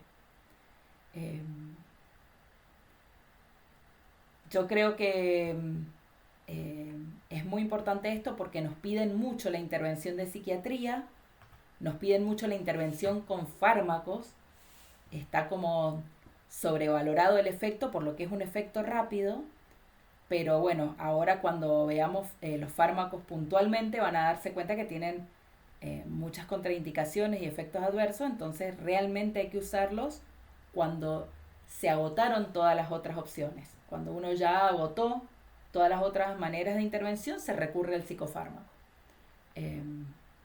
Sobre todo en menores de 6 años, se pueden usar en casos muy graves, pero de manera muy cuidadosa y solo por un experto en el tema, ¿sí?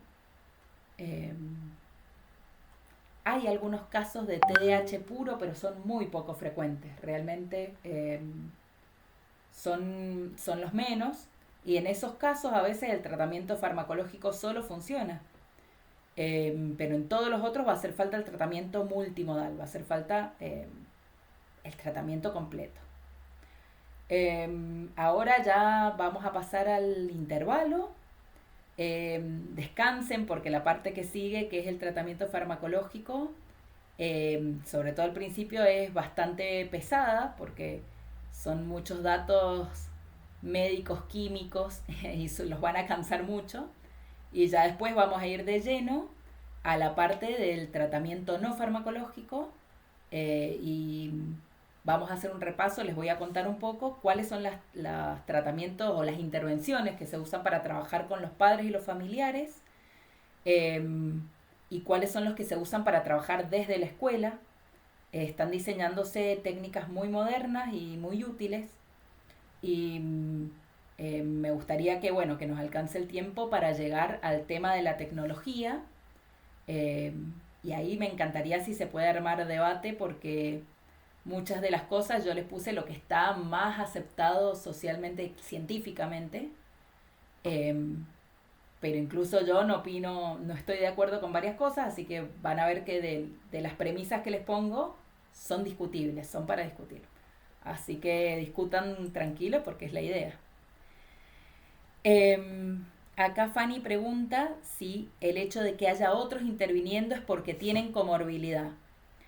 No necesariamente, Lo que pasa es que en la realidad el TDAH puro es muy poco frecuente. La gran mayoría de los niños tienen comorbilidad. Van asociados o a trastornos del ánimo, o a trastornos de conducta, o a trastornos de ansiedad, o a trastornos del aprendizaje. Entonces, pero 90% podría decirles de los casos, no son puros, no son TDAH puros. De todos modos, el TDAH puro puede llegar a responder con monoterapia, con la terapia farmacológica sola, pero nunca va a tener el mismo resultado que con la terapia multimodal. Siempre, aún el TDAH puro, responde mejor con una terapia completa, con el abordaje de los padres, de la escuela, de el psicólogo, de las otras terapias. Sí puede ser que no tenga necesidad de hacer otras terapias. Si no tiene dificultades en el aprendizaje, a lo mejor no va a necesitar psicopedagogía. Si no tiene problema del lenguaje, no va a necesitar fono. En ese sentido, cuando no hay otros profesionales interviniendo, puede significar que tenga solamente el TDAH. Pero eso, con respecto a los otros profesionales, con respecto a psicología y al trabajo con las escuelas y con los padres, en general es necesario en todos. Ahí vuelvo. A lo mejor este aspecto, el otro es interviniendo, es frecuente en las comorbilidades, pero el tratamiento ideal aún del TDAH puro, que es raro, yo diría que tiene que incluir psiquiatra, padres, escuela y psicología, para que sea óptimo, ¿sí?